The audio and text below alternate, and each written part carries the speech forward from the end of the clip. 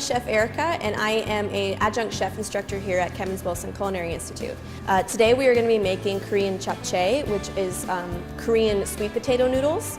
They are very interesting looking. A lot of people compare them to squid tentacles, but they are nothing like squid tentacles, and they taste even better than squid tentacles.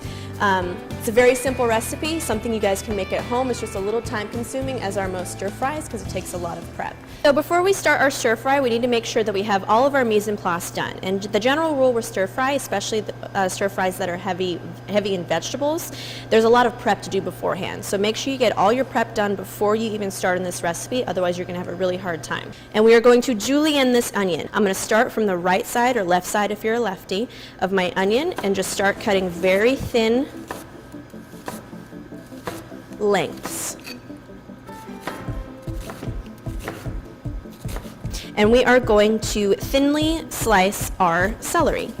The purpose of cutting all of your vegetables the same size and generally the same uniform length is important because you want everything to cook as evenly as possible. I'm going to cut it in half crosswise again, and I'm going to julienne my celery as thin as possible. And all I'm doing is just rocking my knife back and forth, making sure that I'm watching what I am doing, and then I have full control of my knife. So your knife cuts really make a difference here. The next step is we need to square off our carrot, because as you can see, it's rather round and it rolls around on our cutting board. So what I like to do is I like to take my knife and cut one flat side so I have a nice flat surface for my carrot to lay on.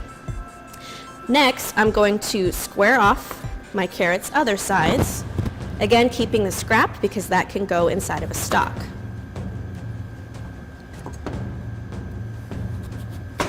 Okay? So I'm going to cut my squared off carrot into very thin logs, or planks if you will.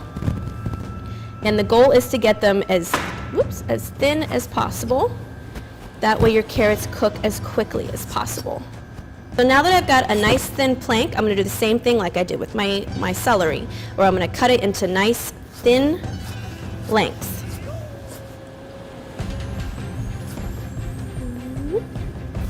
Again, right here. You can also purchase a julienne peeler if you don't want to do these extra steps. But I always recommend practicing your knife skills anyways. I'm going to take these, and once again I'm going to cut them in half. So they're nice little julienne matchsticks. There's no one way to fabricate a pepper, but the easiest way that I've found is to start by cutting off the very tip top. But make sure you reserve this red pepper around the stem, because this is 100% usable product. Okay, so don't throw that away. Next, our main goal is to get the pepper fruit and remove the seeds. So the easiest way to do that without getting seeds all over your cutting board is to separate this seed pod from the membrane inside of the fruit. So what I do is I'll just run my knife in and around. Okay, and then I can easily remove the seed pod. And any extra seeds that remain on the actual pepper itself. The goal is to get all of the seeds out, because they will burn if you keep them inside of your peppers and inside of your wok when you stir fry. Okay? So the next step is just to cut it in little walls or planks. Okay? And then from here we can julienne. Okay?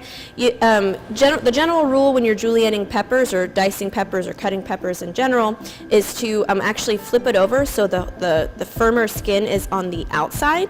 That way you are ensuring that your knife is cutting all the way through your pepper. So again, nice thin strips. We have for the vegetables, we have our bok choy. I prefer using bok choy in my stir fries mainly because of the water content of it and the natural flavors of bok choy compared to other cabbages like red cabbage or Napa cabbage. Okay, really any cabbage will do, so replace your favorite cabbage with whatever you've got inside of your stir fry. All I'm doing is just peeling the leaves, the central leaves from the root. okay? And from here, I can leave these little tiny pieces as a garnish, and I can utilize these bigger pieces inside of my stir fry. So what I like to do is the top of the greens of bok choy tend to cook much like spinach does, to where it wilts really quickly. So I'm going to separate my greens from the actual cabbage itself, okay? And much like we did with our celery, I'm just going to cut off these little dirty ends, because again, you don't really want that earthy dirt flavor inside of your stir fry. Okay, throw these away. All right, and same thing with the julienne. You're going to start by kind of pushing your bok choy flat and thinly julienne. And with the greens, I'm going to again treat this like I do spinach, or I'm just going to kind of stack my leaves together. And this knife cut is called a chiffonade, where I stack all my leaves together and I'm going to roll them up like a tiny little cigarette. And I'm going to just do a light slice. And this will provide a nice pop of color inside of my stir fry. Now for my aromatics. I like to do the aromatics last, because the more that you process aromatics, the more it leaches onto your cutting board, and you just get less flavor in that way. So what I'm going to do is I'm going to take some fresh ginger. You can either peel it with a peeler. Some people like to use a spoon and run it up underneath the ginger. What I like to do is just use my knife, because we use what we got at the time. And just as close to the skin as possible, peel that ginger. I'm just going to do a nice, quick, fine chop, where I'm going to start by just cutting it into thinner pieces and then chopping. So how I like to chop is I will take the tip of my knife and place it over the pile of whatever I'm about to chop. My other hand is going to create a straight fingered high five and rest on the very tip of my knife. My knife hand has a strong and firm pinch grip up on my bolster, and all I'm going to do is just rock up and down over the ginger.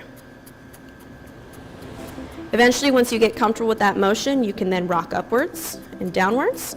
You might need to stop and reconsolidate your pile every once in a while, but that's the general rule of a chop. So first we need to peel our garlic. So what I like to do is, if you don't have a garlic peeler device, just take the flat edge of your knife, flip the blade away from you, and you're going to just hit the blade downward until it pops. That way the skin will come off much easier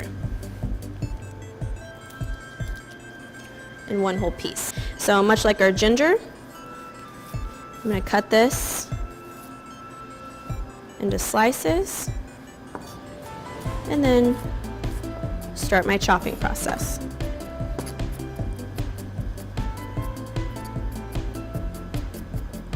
Okay, give it one more once over.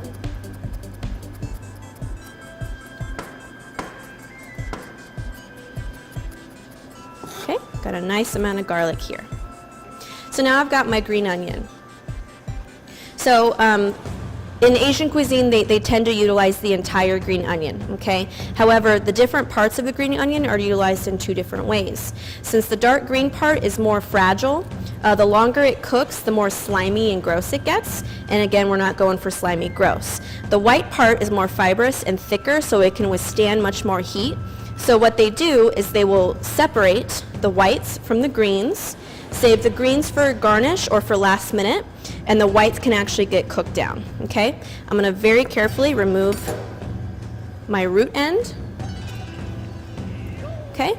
And I'm just going to cut these on what is called a bias. So I'm going to hold my knife at a 45-degree angle from the food I am cutting. I'm going to make my first cut, and then keep that 45-degree angle, making sure my knife is cutting all the way through to my cutting board, so I'm not getting little accordions of green onion.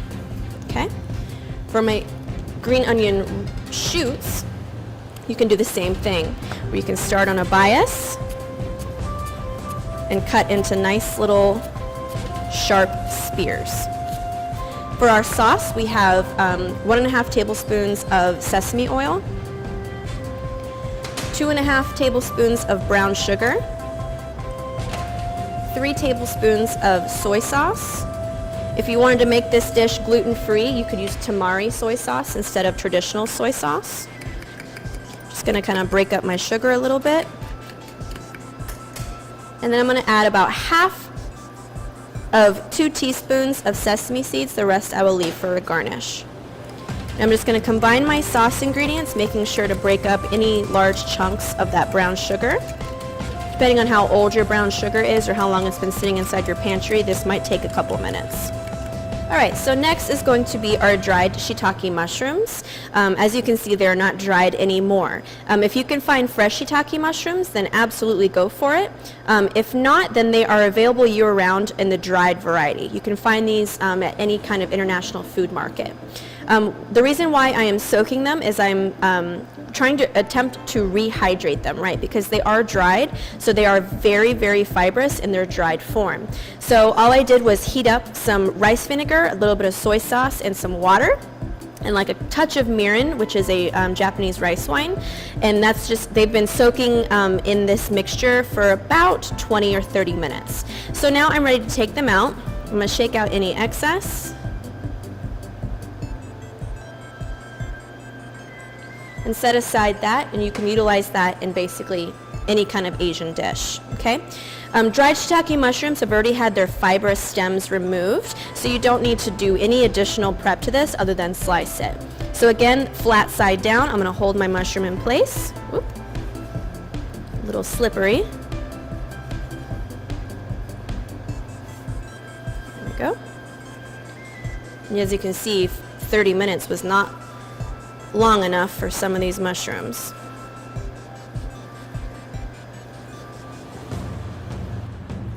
So now that we've got all of our vegetables cut, all of our sauce made, and all of our mise en place out of the way, we're ready for the important part, which is cooking all of it. So bring all your ingredients over to the stove. All right, so now that we've got all of our ingredients chopped and julienned and everything, we are ready to start the cooking process. So the purpose of a stir fry is to be on as high heat as you possibly can and cooking it as the least amount on high heat as possible. Okay, that way you're not cooking out all the nutrients. So first I recommend using a cast iron wok, or if you just got a stainless steel wok at home, this heat up process is going to take a little bit longer. But if you've got black steel or black carbon steel or a stainless steel wok, this process will be very quick. So essentially we're heating up our wok until it starts to smoke. That means that our oil is ready. You will also know that it is ready because it'll move freely inside of your pan. And if you kind of shift it down towards you and you see a shimmering inside of your oil, if you guys can see that, that means your oil is ready too. Okay, so first we're going to start with the vegetables that take the longest to cook down, and in this case it's going to be our onion and our green onion, as well as our mushrooms.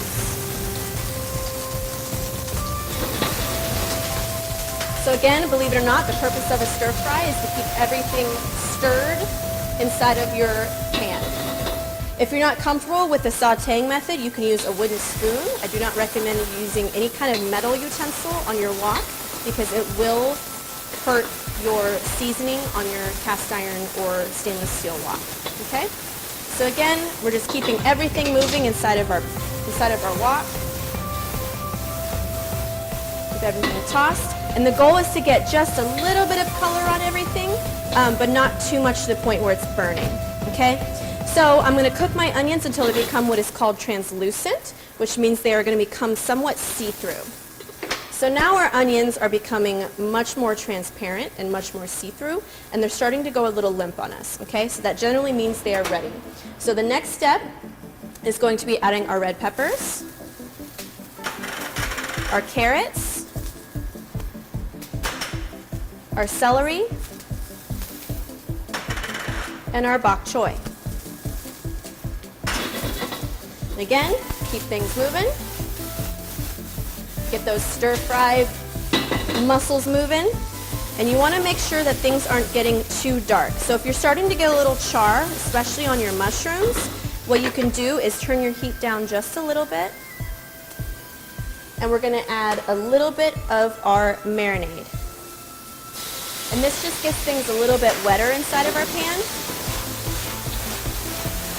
so it doesn't char as much. Okay? It'll also start seasoning our vegetables. Okay? So once our vegetables have all become a great consistency and are relatively cooked to the point where they're cooked but they're still crisp, then we are ready for the next step, which is going to be adding our noodles. Now our noodles have been pre-cooked beforehand. You would cook them just like you would if you've ever cooked vermicelli noodles or rice noodles before, or pad thai noodles before. And you're just going to gently toss them. Now I'm ready to add my sauce. And any sugar that gets stuck on the bottom, make sure you scoop that out as well. There you go. And any sesame seeds that might be stuck as well. Okay? I'm going to stir this, give it a nice little toss. And at this point, your stir fry is going to change the color of the soy sauce that we added, the soy sauce that we added into it. It's at this point that I actually have a little secret that I like to do when I make my stir fry. Especially if you're a beginner or you've never made stir fry before, adding really small pieces of minced garlic and ginger on a very high heat will burn almost instantly. Okay, so instead what I like to do is once I have my vegetables and noodles nice and heated, then I add my aromatics, and the residual heat from the noodles and from the vegetables are going to cook my aromatics for me. And as soon as you start to smell that fragrant ginger or fragrant garlic smell, you'll know that your aromatics are cooked and you're ready for the last step, which I wish you guys had smell-o-vision because it smells amazing. All right, last step is going to be removing or turning off my heat. And I'm ready to add my greens from my bok choy, or if you prefer to use spinach, that works too. And again, that residual heat from my noodles, from my pan, and from my vegetables is going to help wilt those greens. Okay, I'm going to give it one last toss just to kind of fully incorporate everything together. Okay. And now I'm ready to plate. So now that we've got all of our vegetables nice and cooked, our greens are nice and wilted, we are ready to start plating. So insert a healthy portion of japchae into your bowl. Don't worry about getting it all messing up the white parts and getting them all droopy with sauce, because we can always go back behind and wipe our plate. Okay? Make sure we get all those delicious vegetables.